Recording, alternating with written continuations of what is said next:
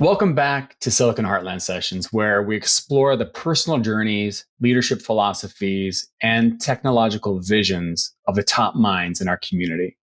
And before we dive in, I want to take a moment to thank our incredible sponsors who make this podcast possible. Rackspace Technology, your trusted partner for multi-cloud solutions, driving innovation through expertise. Varonis, leaders in data security and analytics, providing sensitive data wherever it lives. Trace3, helping organizations harness the power of technology to achieve business outcomes. And Sigma Computing, modern business intelligence for everyone, turning data into actionable insights. And today I'm thrilled to welcome Miro Humer, Vice President and CIO at Case Western Reserve University, one of the nation's leading research institutions with a legacy dating back to 1826 and a reputation for groundbreaking education, research, and innovation. As CIO, Miro is at the forefront of shaping how technology empowers learning, discovery, and collaboration in higher ed. He's a leader who blends technical mastery with deep empathy, a balance we'll explore today through the lenses of personal growth, leadership impact, and ethical innovation. We'll also weave in concepts from Kim Scott's Radical Candor and the Pivot podcast, two resources that align beautifully with Miro's philosophy. And we'll get into his theme song, Don't Worry, Be Happy, which says a lot about his approach to life and leadership. Welcome to the podcast, Miro. Hey, Sean, glad to be back. And thanks for the kind words. Heck Really yeah. happy to be here. Yeah, heck yeah. I've really been looking forward to this, man. So thank you for being here. Yeah. I tell you what, before we dive in your theme song, it really is a refreshing one. When you told me about it, I was like, no way, this is so awesome. I love that song. And ever since then, I've had it stuck in my head, to be honest with you. So, but I tell you what, I'd love to start with the story behind why you chose it and how it reflects your approach to both work and life. Well, I have to say that song's been stuck in my head since whenever it came out in the late 80s. But really, what it kind of points out is we spend so much time worrying about a lot of things, whether it's professionally or personally. And many of those worries never materialize. Yeah. So you spend so much time, so much energy worrying, and better spent to be just a little bit happier, looking beyond some of that and realizing that much of that you don't control. It happens with, no matter what you do, you're not going to change it. Yeah. So spend less time worrying, a little bit more time being happy or positive. I think that it kind of follows the whole concept of understand what you can control and what you can't. So that's where it came from. It was just the realization that too much worry, too much stress doesn't really help the situation. Yeah, I agree with you. I'll be honest with you. This is something that that I personally struggle with as well. I think it's very, very common. I think just naturally our brains are wired to look for the worst, to look for danger, and it really is a skill that I believe can be practiced to have the awareness that when you start worrying about things that you can't control, to be able to see that you're doing that, and then building the skills to be able to stop worrying about it. I mean, it seems so simple. It's such a simple, it's a simple song and it's a simple idea, but it can be very, very challenging. Yeah, I completely agree. I don't think it comes naturally, at least not to me. It was an intentional effort to realize what I can control, what I can't, and to control the amount of energy I put into worrying about things that I have no input into or no control over. Yeah, I hear you. Yeah, it's not easy, but you're right. It's a practice. You have to think about it, remind yourself of it. Well said. Yeah. Well, I tell you what, now that we've set the tone with your theme song and your outlook, let's talk a bit about how that mindset shows up in your personal and professional journey.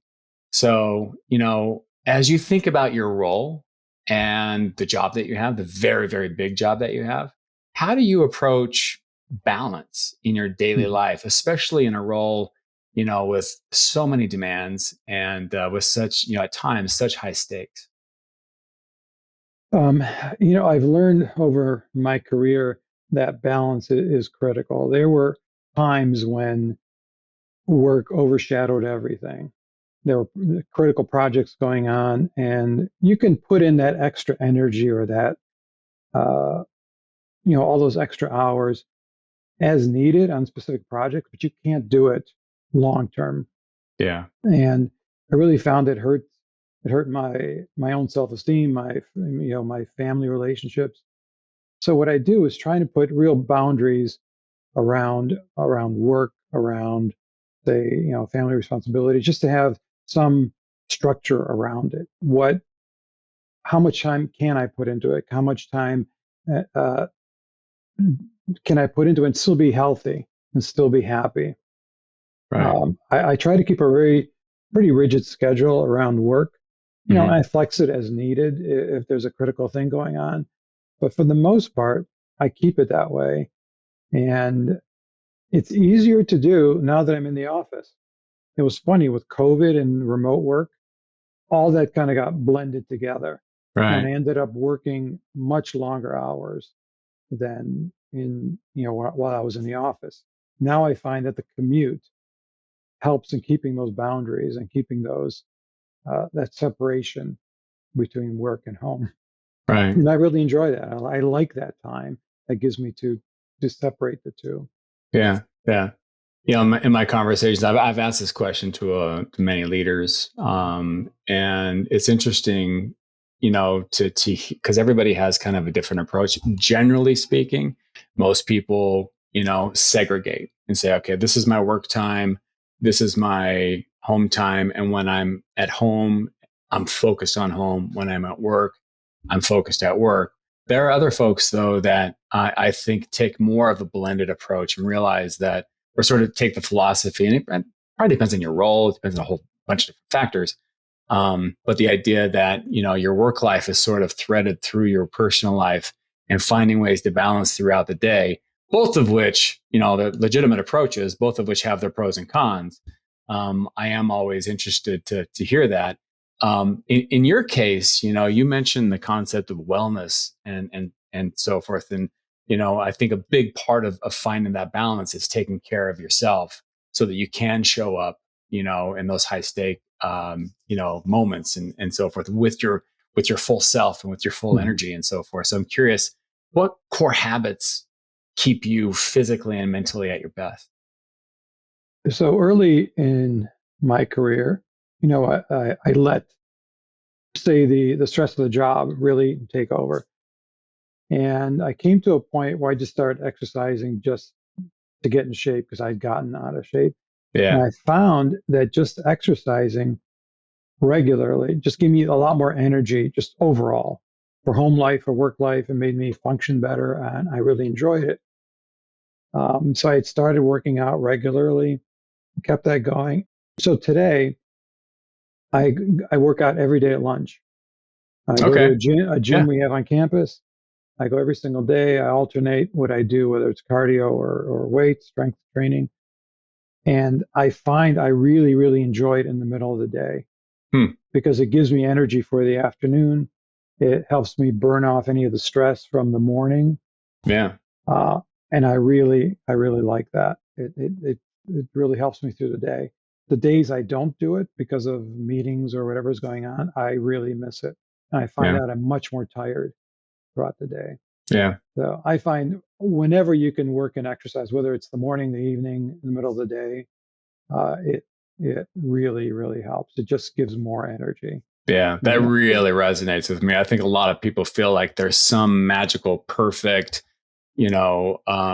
solution for your workouts and so forth. And I agree with you. What the best solution is what works best for you. Yeah. I tend to say I'm with you. I work out every day. I tend to lean more towards weight training. I sort of prioritize that, so to speak, but then I follow it up with cardio. And so generally speaking, every day I'll do weight training as well as some cardio. My philosophy, I'm kind of driven by a little bit of this idea that I don't like working out in the evenings, and Mhm. because I just get too tired.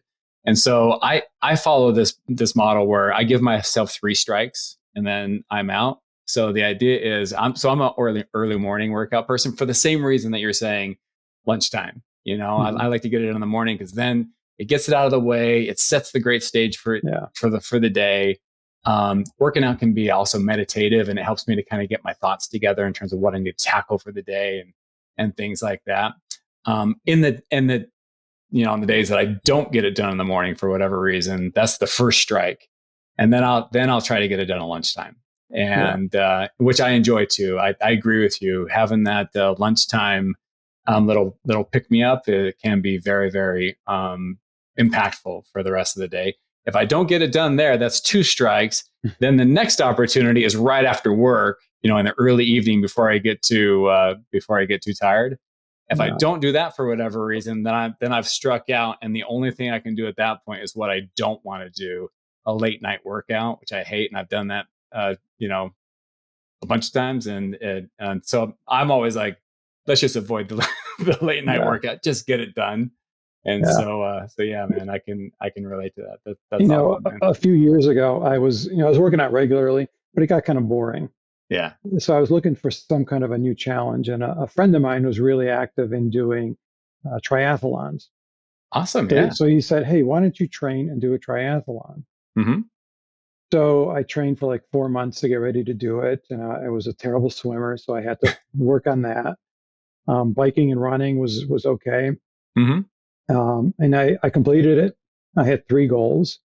My goal was don't drown, There you go. finish, and Yeah. don't finish last. Okay. So I hit my goals. But Nice. Hell yeah. but what I really learned from that, to me, going into a triathlon, I had this big mental block. I thought, this is crazy. I don't know why these people do this, and I don't think I can do this. But I went into it, and this friend of mine kind of said, okay, here's your training plan. Here's what you're going to do. Do this for 3, 4 months, and you'll be ready to go. Hmm. And it was a great learning experience for me in removing mental barriers Really. because as long as you put in the time to train, you're Hmm. fine. And it was just doing that and seeing that this barrier could be just removed. Hmm. And that really informed a lot of stuff in my career. Yeah. Oftentimes, things that you think of certain positions or certain roles that are beyond you or you're not ready for it, often it's just your own mental state, your own mental barriers that are there. 100%. And it really, the thing I got out of that was to say yes more often. Hmm. So he gave me this challenge, and I was kind of iffy about it, but I did it, and then it led me down this road of just saying yes to other things like the other challenges that Yeah. came up. Yeah, I hear you. I have a bit of a similar story myself. Back in 2013, I was pushing 260, 270 pounds at the time, and I went through a weight loss journey. My uncle had come out to Columbus. We were talking about it and everything. He told me he was going to start this program called P90X. Maybe you've heard of it. Yeah, yeah. And when he told me that, I was like, "Oh man!" I said, "I've got P90X. I've tried it. I hate it, but I said I'll do it with you. I'll do it." And Mhm. so he actually lives in Utah, and so he flew back, and we kept each other accountable every single day, and we finished the 90 days, and I lost 55 pounds as a result of doing it. Wow. Yeah, and if there's one thing I learned, is it was just that. I mean, to your point, some of my own mental barriers were just this notion that the journey is straightforward, and and every day you have to show up with so much energy and all this stuff. 9 times out of 10, I was just going through the motions. I was in pain, I was Mhm. uncomfortable, I was dealing with establishing new patterns and getting up at a time that I wasn't comfortable with, and all these things. I just kept on doing it, and Yeah. having him there was helpful. But to your point, having a goal at the end of it is incredibly powerful. One thing I try to encourage other folks. One of the ways that in my opinion, it's a bit of a hack, Mhm. because getting your workout in every day, it can be very daunting. I mean, it seems simple on the surface to just go work out, but there's so many things to your point that your mindset, can put barriers in the way, Mhm. and just doing it is the key. But if you have a goal, and our goal was, to your point, we weren't going to run a triathlon, we wanted to run a Spartan race. Hmm. and not as hard as a triathlon. Hard, I guess. I shouldn't say that. It's got its own challenges, right? I mean, it's a Yeah. lot of fun. They're a lot of fun, and having that goal in Hmm. my mind, that was the thing that really. So one of the things I try to tell people is adopt a sport or have some really meaningful goal that is meaningful to you that can help you, because that day in and day out, day in and day out, the thing that's going to drive that and get you there isn't passion, it's discipline. Yeah. It's simply being able to go, look, I'm just going to go do it even though I'm not feeling like it, so yeah. Yeah. I think you're absolutely right. I think just showing up is a big Yeah, part of that. hell Yeah, yeah. there are days when I really am not into going to work out at lunch. It might be it's a probably a 5-minute walk to get to the gym Yeah. outdoors. In January, that really stinks. Yeah, I agree. But Yeah. even if I go there and I say, okay, I just can't do this today, just Hmm. walking there and walking back is better than sitting in my office and Yeah, looking at another spreadsheet. and the feeling that you have if you don't do it, Yeah, like yeah, just yeah, be, yeah. yeah. So we're talking about balance. Can you maybe share a time when a lack of balance or wellness affected your performance, and what did you learn from that? Yeah, I had a job in telecom. I was working for a large telecom company in a large division, large team, and we were going through some very intense projects. We're putting in a new billing system. You can imagine at a large telecom, it takes a lot of effort, a lot of time. It was a multi-year project. Yeah. Uh, Everybody was working long hours for a year, over a year at a time. Well, we were doing it for over a year, and there were other people who were doing it for longer than that. And I got into a really dark place, putting in that much effort and that much time. Yeah. Uh, I felt clinically depressed. In Wow. fact, I ended up taking a year, or not a year, I'm sorry, a month off from work. I just took a month off and went to do something else because mentally I was in such a bad spot. And it was just due to just working constantly Yeah. and working long hours and working on a project where my part of it was this big. So Mm. you never see the whole project. It never ends. There's no start. There's no end. You're just working, and I realized then that I can't have that as a career or as a position or as a role.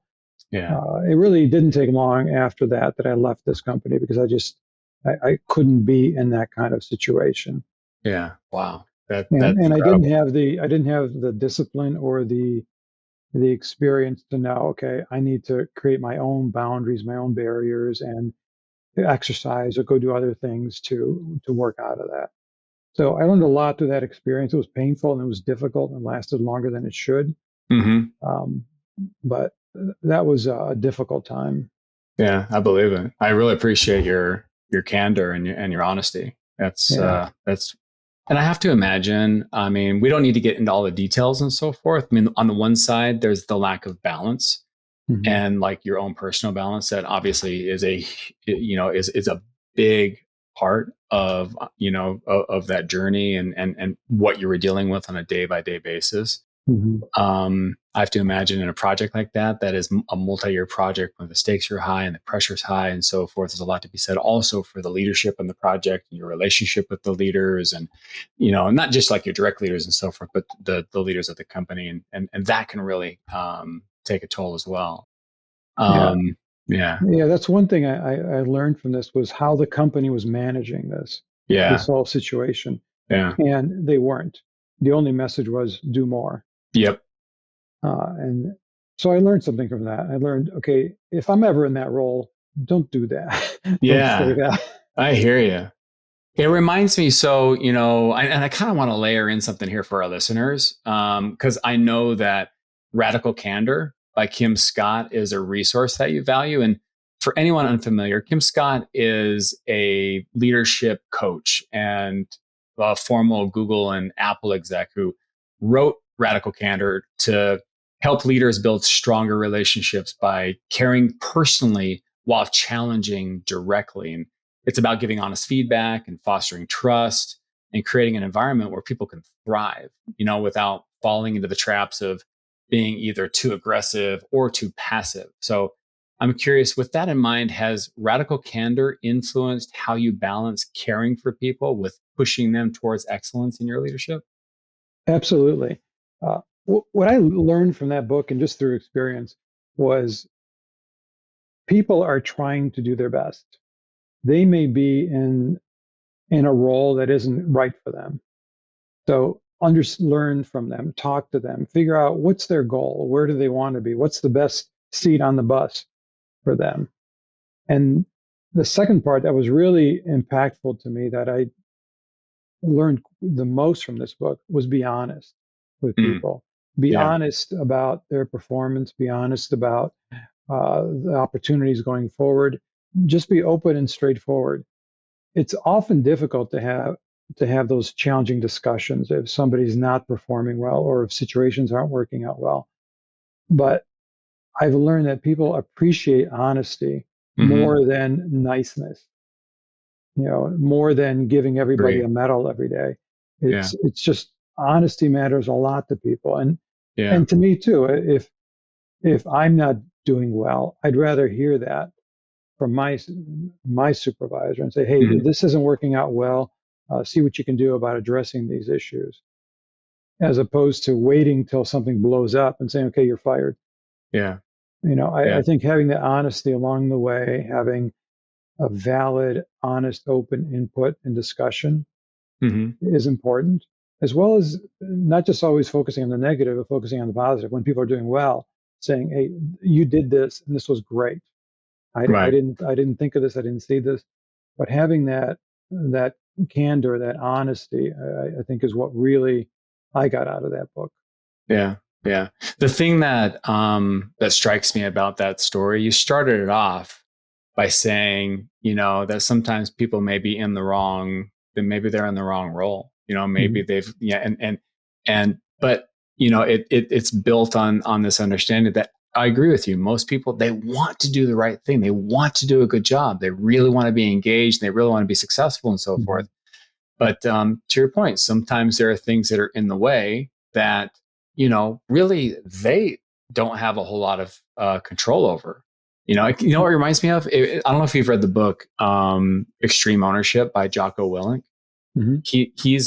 So he's a former Navy SEAL that wrote this book with business lessons that he learned serving as a commander as a U.S. Navy SEAL. And what's the term? One of the key messages is that there's no such thing as bad teams, only bad leaders. And what really strikes me about what you're saying and hearing about your journey and how it affected you so personally, I wonder if more leaders had that mentality that things are going poorly on this project or whatever, and I'm going to take ownership of it. Maybe the people on my team aren't aligned properly. Maybe they don't have the right understanding of our vision. Maybe I'm not providing them with the right air cover. What are the things that I'm doing that could be contributing to it, and how can I take ownership to change it, assuming that we're all in agreement? Everybody wants to do the right thing. Hmm. We have kind of along the same lines of ownership. When we get requests for projects, sometimes the project is going and things will change. People will want more, and they say, "While you're in there doing that, do this as well." Or can you push up the go live date? Or can you do something? And I tell my team, the answer is always yes. Of course. If Yeah. you want this project done 6 months earlier, the answer is yes. But you Mm-hmm. have to give me resources.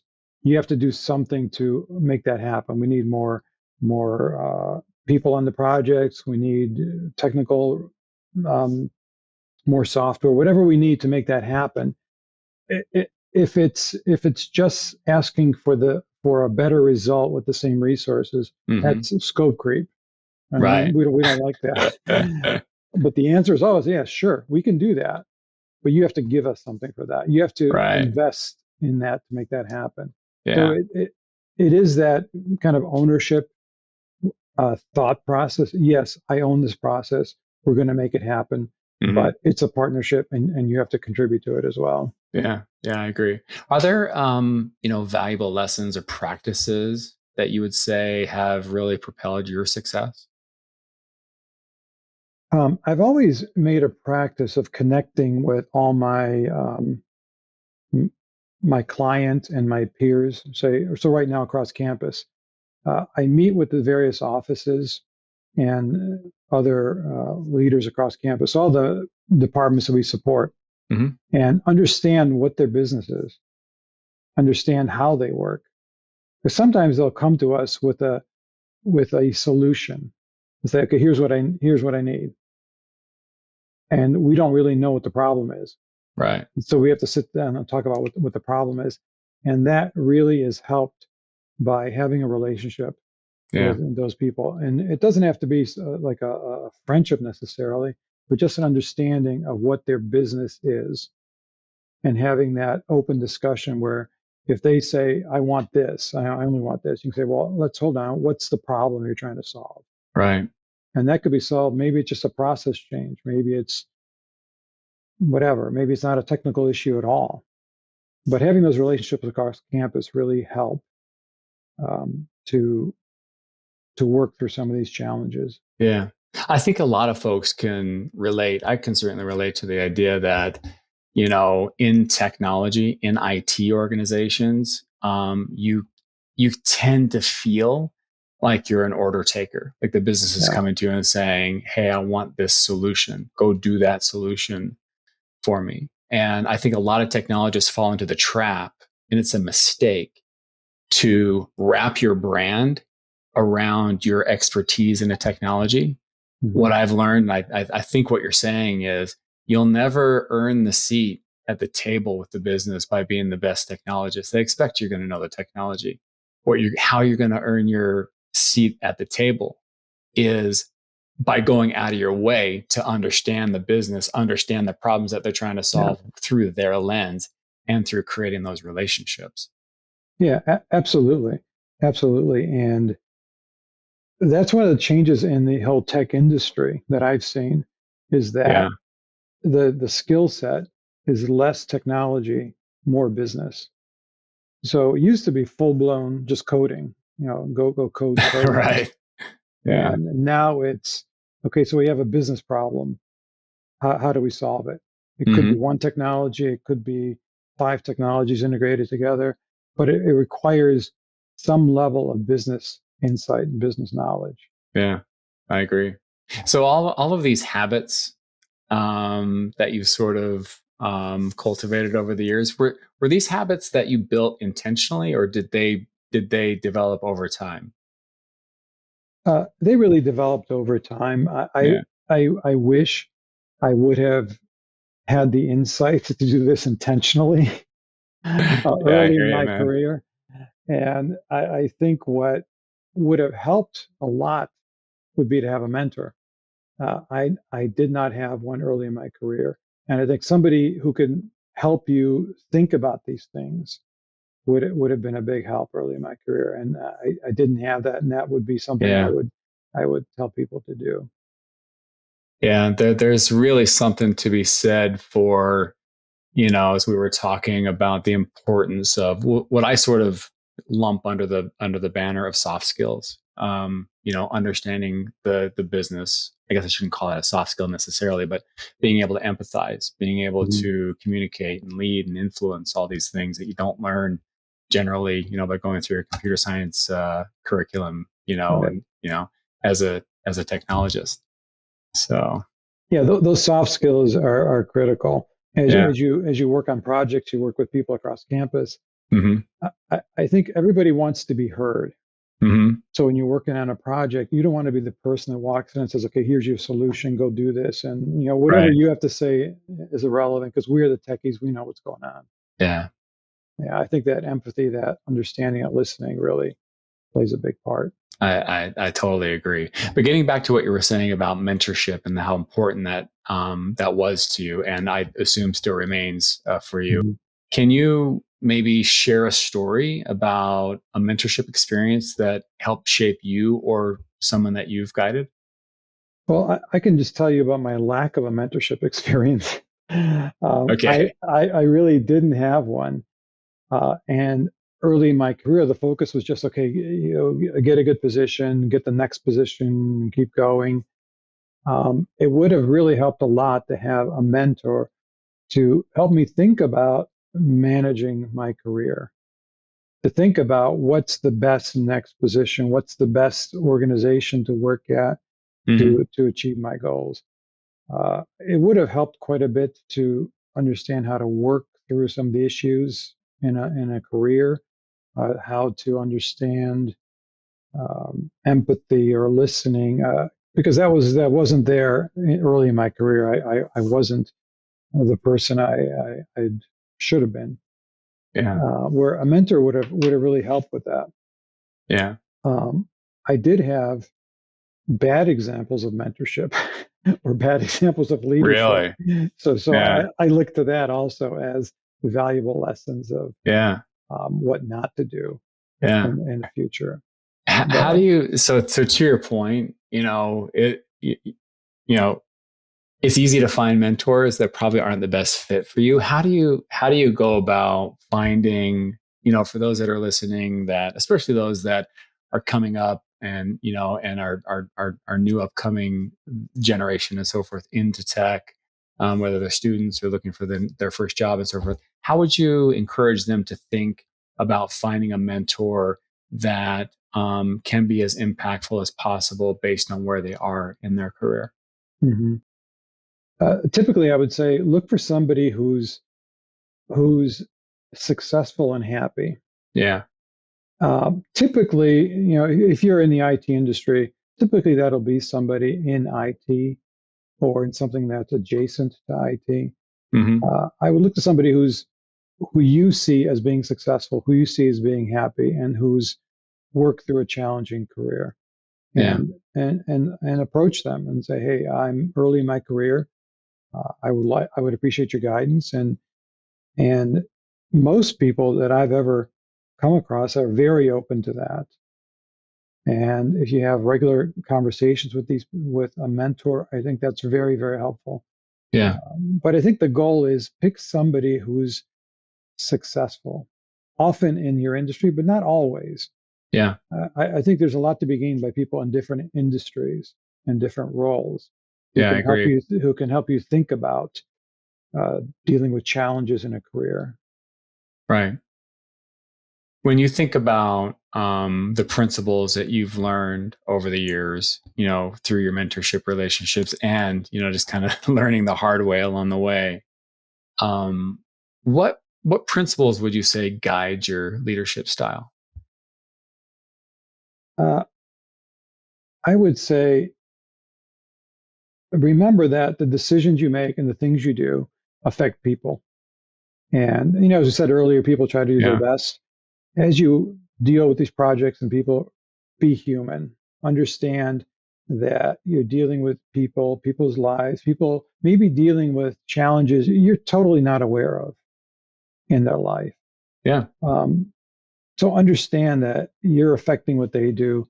Try, get to know them, have empathy, understanding, and help them work through it and help them, be the best they can be in the role they're in.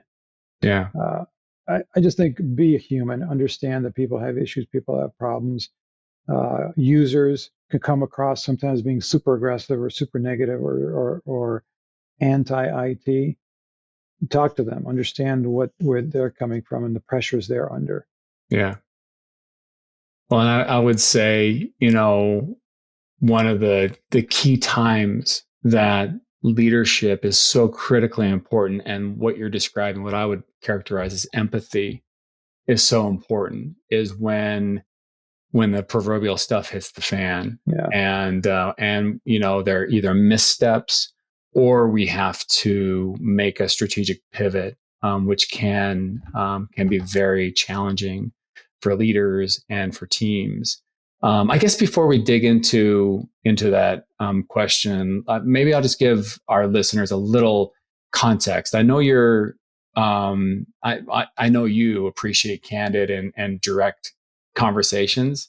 And these are the kinds of conversations that remind me of the Pivot podcast we were talking about. Mm-hmm. And so, for anyone unfamiliar, Pivot is hosted by Kara Swisher and Scott Galloway. It's all about sharp, no nonsense conversations around tech, business, and leadership.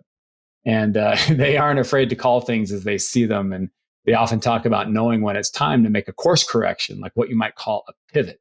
So, you can find the podcast on Apple Podcasts, Spotify, wherever you listen to podcasts. And it really is a great listen if you like unfiltered insights. But with that in mind, when you think about the mistakes that you've made, how do you know when it's time to pivot versus pushing through? And then how do you communicate that change in direction to your team? Well, I had several situations in my career where we were doing large projects, and it was one of those situations where you invest a lot of time and money, and you just get to the point where you realize you're not going to meet your goals. Um, Yeah. so it's different for every situation, depending on what the goals are and how you evaluate that. But the biggest barrier to making that change or making the decision that it's not working, you got to do something else, is ego. I think often it's if you say, okay, this project's not working, you feel that it's a strike against you. Yeah. And it might be, but it would be a bigger strike if you don't make that decision. Mm-hmm. Uh, I think to realize that the road you're going down is not going to work, is not working. It's critical to make the decision to change and to get on a path that would be successful. I've myself, I've gotten to times where the fear was if I say, okay, this isn't working, we've got to do something else. The fear Mm-hmm. was it'll all come back on me and I'll be blamed for it. Right. What I found is when I did make that decision, it wasn't that at all. It was like, okay, we're going to get it. We understand. As long as you have good, reasoning and a good direction to take, it was understood as a positive thing Mm-hmm. to change. And as long as you get past that ego and that fear of how you look, I think it becomes a very critical decision to make and a very valuable one to make. Yeah, I would agree with you. I think a lot of it can also come down to, I think we sort of trick ourselves into convincing ourselves that the perception that we have of other people is different than what it really is. Kind of going back to your example where it's like, hey, when I made this decision to change, and hey, I admitted this was a mistake or whatever. um our the story that we create in our mind about how the light that people will see us in is Mhm. probably not one that's really based in reality, where to your Yeah. point, there's something to be said for making a hard decision like that, and then the respect that it can drive, for folks Mhm. to see it, and to see that you're willing to stand up in front of everybody and say, yeah, I made a bad call, we're pivoting, here's what we're going to do to resolve it, and that we're going to move forward. I Yeah. think people look positively on that. I mean, failure, mistakes, it's a part of the human story. We all can relate to that. Yeah. Yeah. I mean, failure isn't how you look at it. Yeah. Yeah. Hell yeah. You can also look at it as an opportunity for excellence. Yeah. So, I like that. so you learn something from it. Things don't work out the way you expect for a lot of reasons. Mm-hmm. It could be a bad decision, but it could also be the situation changed, the 100%. environment changed, whatever. Mm-hmm. But you learn something from it. You learn what not to do, Right. or you learn what to try to anticipate, or which questions to ask that maybe Mm-hmm. you didn't ask. Right. I like that. Uh, So when it comes to mistakes, you know, well, there are times when those mistakes can come because you had to make a tough decision. And oftentimes when it's time to make a tough decision, you're also under pressure and you don't have, complete, knowledge about, mm. you have to make a decision with incomplete knowledge. So I'm curious, when the clock is ticking and the stakes are high, what's your process for making the right call? The one thing I always have to remind myself is what is the ultimate goal? So sometimes we get tied up on intermediate goals. Like a goal may be, okay, we're trying to reduce the cost of some process. Mm-hmm. That's the goal. and we get stuck on some intermediate task. The goal is not that task. It only is if that leads to the final goal. And sometimes things Yeah. get stuck on that, and we get lost on figuring out a way around that, or figuring out a way to get to the final goal and not Yep. focusing too much on that task. Hmm. So I think it's always important to just to think about what is that final goal? How do I get there? If if you're not getting there with where the road you're on or the path you're on, figure that out as quickly as you can and adjust. Right. Well said. Um, yeah, And sometimes despite our best efforts, those decisions lead to failing. They lead yeah. to failure. How do you process and learn from failure, both personally and like with your teams? So for every project that's failed, for every project period, it's we always go back and look at lessons learned. So Yeah. what did we learn? If we succeeded, why did we succeed? Hmm. What led to that? Was it great communication? Was it a great technical partner? Was it the appropriate staffing, the appropriate funding? What was it?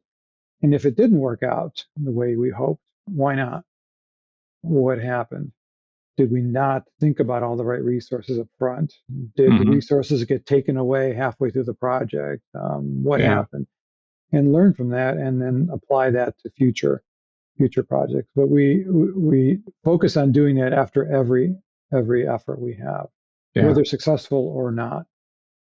We've had projects where uh, we screwed up by making promises up front that we couldn't deliver, Right. and we said, okay, we're not going to do that. Don't over promise and under deliver. Really, under promise and over deliver is what we try to do. Hmm. But it's important to understand what made things work and what didn't. Right. Where can you adjust? Where do you need to adjust, and where don't you? Yeah. Yeah. And I guess that makes me think that when you think about success isn't defined merely by the successful completion of projects, right? Because oftentimes things do happen, and we make mistakes, or we have to pivot, or we fail. Success has, I think, a much broader definition, especially for Mhm. somebody at your level. It's not just about the projects. Obviously, we want all of our projects to succeed, especially the high stake ones. But there's also the culture that you're trying to build and the impact that you're having on the people that are in your team and in the business, and so forth. How do you measure the impact that you're making, both in your organization and in the community? Well, within the IT organization, what I try to do is have a culture where failure isn't necessarily viewed as failure. It's viewed as a learning experience. Hmm. So, as I said, we learn from it. We hopefully we're better next time. Right. I want the team to understand that taking risks and having open discussion is acceptable. Failure is acceptable as long as we learn from it, Right. and we're better the next time around. Uh, and what comes with that is also ownership. I think if Hmm. people feel comfortable making those decisions, then they also own those decisions, and they also own Right. the project. And those are all critical. I think workforce and workplace environment issues as well. I think giving people the ability to make those decisions, to say, okay, failure is okay.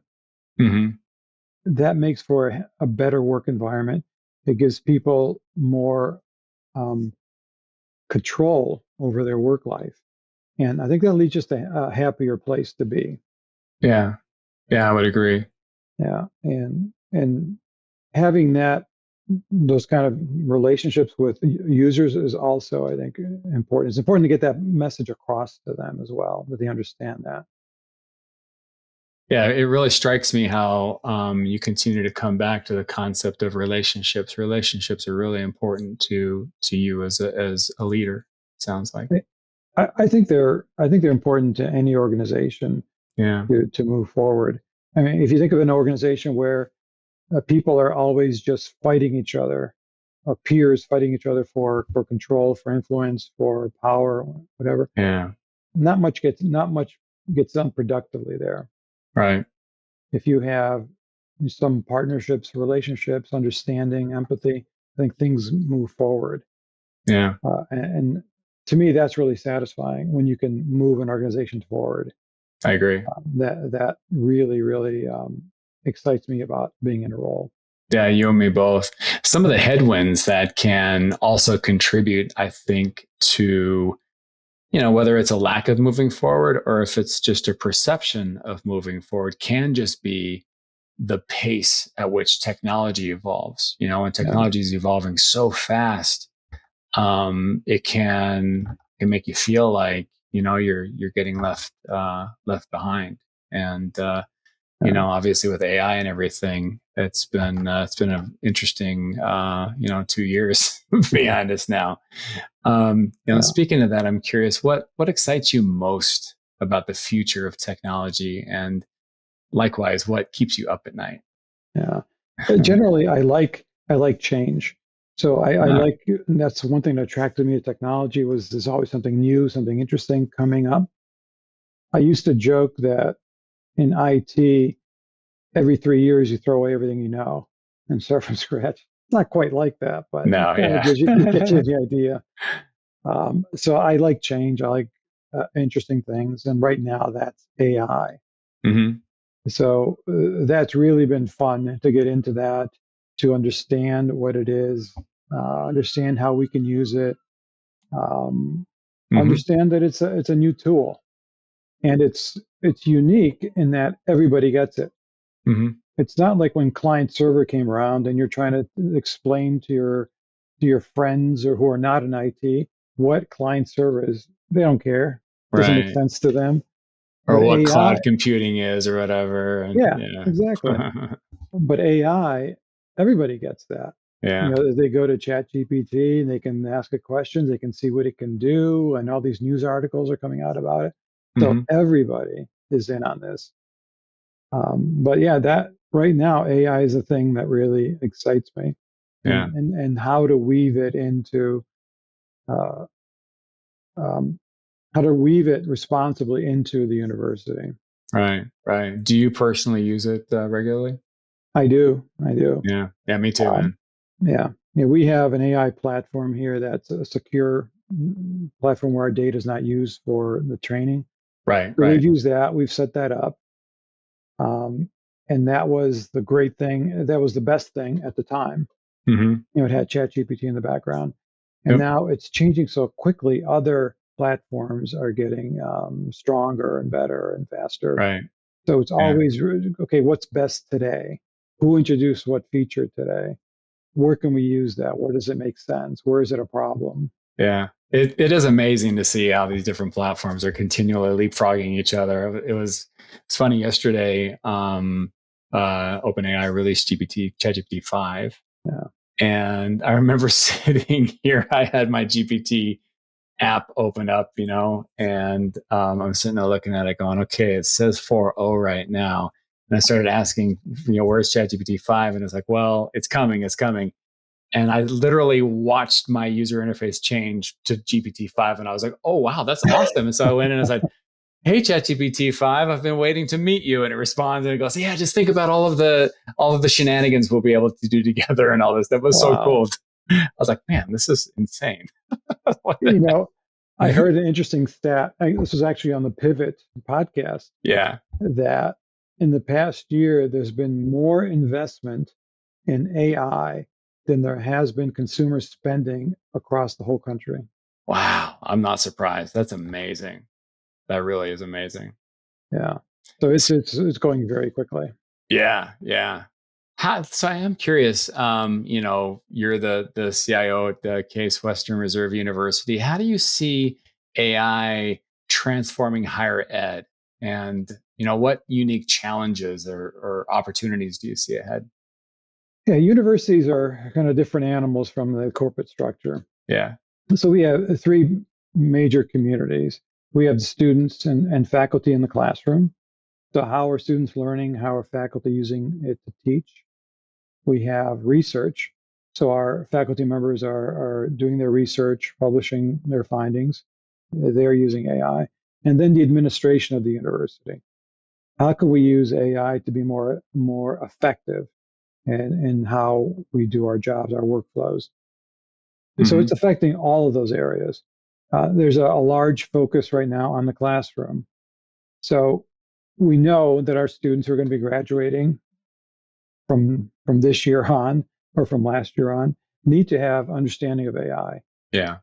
Depending on their discipline, it's going to have more or less influence on it, but they need to have an understanding of where it's appropriate. Where do you use this tool? How do you use it? So I know our faculty are looking at their curriculums and how does the curriculum need to change to implement AI? And it varies by Yeah. discipline. Hmm. And how do you use it responsibly? And how do you teach students to use it responsibly? Right. We have one of our finance professors has been using it since the beginning, and he has an exercise and says, "Okay, here's the problem that I'm presenting with you. Use AI and solve it within 3 prompts." So how he's approaching this is teaching them how to ask the question. Hmm. How do you ask the question effectively to get a solution to the problem you're solving? So Right. all our faculty are looking at that. How do you use it? Researchers obviously using it for a variety of aspects. We do a lot of medical research, Hmm. so pouring through all the data. So they use a combination of tools that we make available and also on-site GPUs that we have available for them for Okay. really hardcore um, number crunching and analysis. And then within the administration, we're starting a training effort right now where we go into each office, and by we, I mean IT goes in with a project manager and a business analyst and look at their workflows, what they do, and where can AI help?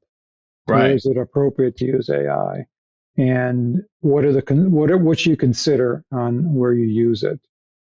So we're doing that to try and make the university just, make use of this resource we have. Basically, get an ROI on it. Right. We've had a couple of years of proof of concepts, science experiments, playing around with it. Now it's becoming, part of work, and we need to get some value out of it. Yeah. Yeah, what strikes me within the context of this conversation is kind of going back to what you were saying about, this whole mentality. And it really is, I agree with you. It's kind of backwards thinking that, every few years or whatever, you got to throw out everything you knew. And now it's some brand new thing. And you're demonstrating it right now that, even with artificial intelligence, this really is a new paradigm. It's going to change everything. It's going to change the very building blocks by which we go about solving problems, in my opinion, regardless of your field. Yeah, But yet the the the the story you're telling about how this is still a human endeavor. I'm still have to do the same things I've always done. I've got to go meet with the business. I have to understand the business. I have to yeah, understand the problems that they're trying to solve. And now it's merely a matter. I shouldn't say merely, but it is a matter of taking this new technology paradigm and applying it to those business problems. But nothing has changed in terms of your reliance on the things we mentioned earlier about your relationship with the business and understanding the problems from their perspective. yeah. Absolutely. You're absolutely right with that. You still need to understand the business. You need to have those relationships. AI can help speed up getting to some of the solutions or speed up on doing some of the research and figuring out what best practices are. I use the Gemini research, deep research mode, I believe it's called, Yeah, yeah. and that was really, really great. And Hmm. for higher ed, it focused on higher ed sources. It focused on the best practices across other universities, and it was really helpful in working through some challenges. Right. So that type of research to that depth would have taken weeks, Yeah, and it was minutes. I believe it. Yeah. And of course, you have to look at it, you have to validate it, you have to make sure it makes sense for what you're doing. Hmm. But big help. It gets you to 80, 90% in a few minutes. Yeah. I mean, the trick, to your point, is at the end of the day, when that research is done or that paper is written or that idea is sort of, formalized into some document, whether it's a white paper, a proposal, or a pitch, whatever the case may be. The key thing is, and it's a tricky balance. And I'm really interested to hear your perspective on this, given your role in higher education. How do you make sure that at the end of the day, what is created is still your unique idea, your unique vision, and is in your voice, and you're merely using the artificial intelligence not to outsource your creativity, not to outsource your innovation, but to outsource the structuring of an outcome or a deliverable so that it has maximum impact, but still maintains your voice. And I think the thing that fascinates me the most, with you saying how you've got these three very different constituents that you need to worry about. You got the students over here. The AI usage and implications for students is probably very, very different from the usage of AI for your researchers, which is probably very, very different from the UI or from the AI that you put into the hands of the administrators. And sort of the common thread that runs across all those things is how are each of these different folks using this technology responsibly, and so Yeah. given that as like a backdrop, and we could probably spend the rest of the time talking about this, to be honest with you, but I'm just curious, what guidelines do you use to ensure that artificial intelligence is used responsibly at Case Western Reserve? Well, the first thing we do is try and create an environment where it's safe to use it, so that the data is not being used to train a model, or that Yeah. we lose sight of where it's going. So it's to create the environment, provide the resources, usable, valid, safe resources to the community. And then we have an AI task force that's made up of all three of those constituencies. So a group of about 40 to 50 people. And they talk about ethical use or reason or effective use of the tools. So we have a lot of open discussion about how is this use in this case. And we don't have hard and fast rules because they don't apply equally across the three groups or even Right. within the groups in different use cases.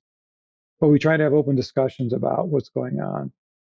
We do have a faculty member that specializes in AI and ethics and is considered a national expert in that. So Oh, that helps. yeah, that helps. That helps a lot. So we have these open discussions about Hmm. what makes sense, what doesn't, what challenges there are. If you do this use of AI in this situation, does it make sense in this other situation? Hmm. So it's a lot of discussion. It's a lot of learning right now because it's still early days with AI use. Even though Very it's been true. around a few years, it's the rollout of it is still in early days. But Hmm. it's just a lot of open discussion about it. I'm sure you read about all those cases where people have used it and taken Hmm. it verbatim, put Yeah. it out there, and it was totally wrong, like in the Yeah. legal profession. Yeah. Yeah. Yeah, Very so high profile stories there. Yeah. yeah, what I found with my use, often it just triggers thinking about things a little differently. Yeah. I had a situation I didn't have any great ideas about how to solve, so I asked AI about it, and it gave me a couple of different perspectives. I Hmm. didn't use any of them, but it made me think Yeah. differently. Hell So yeah. it triggered some more thought. So Yeah. often it's just that for me. It's a sounding board. Yeah, I like that. I like that a lot. And I like how, you know, you're looking at it, you're taking it at face value that, Yeah, this is going to be information for me to use. It doesn't mean that I'm going to go down this approach or whatever, but I'm going to take it and learn from it and use it to help sort of broaden my perspective and help me to identify where maybe I've got some blind spots. yeah, exactly. Yeah. Looking back, you've got a career that spans decades. I'm just I'm just Does it curious. does it show? Does it As do show? I. I'm not. It's not it was a compliment. But looking back, is there a technology decision that you'd take back if you could? Not really a technology decision, because as I look over the technology over the past 30 or so years, it's been just evolving. I think things have been getting better. But if I look at technology as a whole, and which technology maybe didn't deliver what they thought it was going to deliver, Hmm. I look at social media. I Oh think yeah. that has been much more challenging and difficult, and has um, a lot of issues with it that weren't anticipated. So that would be my answer. I think it's not good for children, young children. I think it's created issues around there. But that would be technology. I think needs to be changed a bit. And Yeah. Yeah, I would agree. And I've got kids myself. I've seen, so especially going through COVID. I think when you take a look at like what we went through as a Mhm. society with COVID, and then you layer on the impact of social media on top of that. I agree with you. There were definitely some major challenges that we had to face, not just as parents, but just as individuals. Yeah, Impacting our own well-being. yeah. Um, I think what people learned through COVID and that kind of isolation is that we like other people. We like connection. We like a human connection. I yeah. think that came out of that. Oh yeah, 100%, 100%. Yeah, And for me, that is a primary lesson. The importance of human connectivity, of relationships. The fact that we're social creatures. yeah. And connectivity. That kind of connectivity is really really important to us. When COVID hit and we all our classes went online, as they did across every school, I thought that coming out of COVID, that students would want more online classes, the convenience of it. Yeah, And it's just the opposite. I really. hear students tell me all the time, we want the in-person class. We want Wow. that connection. We want the faculty member there. We want to have a discussion with them, Hmm. where it's much easier to do that in person than it is on a Zoom call. Very very true. Very interesting. Well, I tell you what, Miro. Before we wrap, I would love to give listeners maybe a window into what matters to you outside of the day, like the day-to-day CIO role, and just kind of those passions and perspectives that make your leadership unique. Is there like a topic that you think deserves more attention in your industry that maybe not getting the attention that it deserves? I would say people. I think Yeah. we as technologists tend to focus on the technology, the shiny new thing that's going to fix all the problems. But sometimes we overlook the people that make it happen, and the people Yeah. we need to make happen. And I see that. I try to minimize that situation, but I don't want to. I guess I don't want to get carried away with a technology solution to a problem that may be a process change or something non-technology related. So often we get um, our partners, our clients come to us with a solution and say, "Okay, I need this software package." Right. But if you get a person who understands the business and the technology to look at that, the solution could be something completely different. It Hmm. could be a non-technology solution. So I think we sometimes overlook the people that are needed to get effective solutions and move the organization forward. Yeah. Yeah. I think you're right. I think as technologists, it's easy to kind of put your blinders on and to think that the technology is the most important thing. And of course, that's the thing that we anchor on. Yeah, Those are the services that we're providing. But we have to provide those solutions and services in a way that where you're solving real problems. Part of it is, and part of the human experience of that is those conversations, is understanding, is empathizing, is pushing back. Mhm. You know? Yep. Yeah. Yeah, very Hell true. yeah. Hell yeah. What's the best piece of advice that you've received, and how has it shaped your journey? Um, hmm. The best piece of advice that I can look at over my career, and I got this late in my career, which would have been helped if I had a mentor. But I think I mentioned earlier, be human. Yeah. Understand that your decisions affect people, families, and respond accordingly. Hmm. Have that I love empathy, it. have that understanding, and have that honesty with people. Yeah. I think that makes all the difference. In this in this world of AI, I there's a phrase that I can't take. I didn't come up with this myself. I've got to give credit actually to Srini Kaushik. He's the CTO and president of AI and sustainability over at Rackspace. And one thing he likes to say is, the goal of AI is to help humans be better humans and machines be better machines. And I think that's such an interesting way to put it. When I think about, how can I leverage this technology to help elevate, who I am so that I Mm. can focus on the important things. As opposed to, I think there's a very common narrative out there about how AI is coming to take jobs and things like Yeah, that. And to your point about social media, if we don't use this technology wisely, um, I do fear that harm could come. yeah. You know, There was a quote I've heard many times on Pivot. It was the first place I heard it. yeah, Was you're not going to lose your job to AI. You're going to lose your job to somebody who knows how to use AI. yeah, very true, very very true. Yeah, I've used that phrase myself. I mean, it really, like, when you think about it, it's so defeating. I mean, the reality is that AI is absolutely going to, and it already is disrupting industries. Mhm. And, but it doesn't do you good, to think about it through the lens of fear, kind of going back to what we were talking about, the things you can and can't control. You can't control how AI is going to disrupt your industry or your job. What you can do, the thing that you can control, is your expertise in using AI and becoming a better, whatever your role is, or better human, a better, Mhm. and using it to your advantage, turning it into an opportunity. There's a lot to be said for that kind of mindset.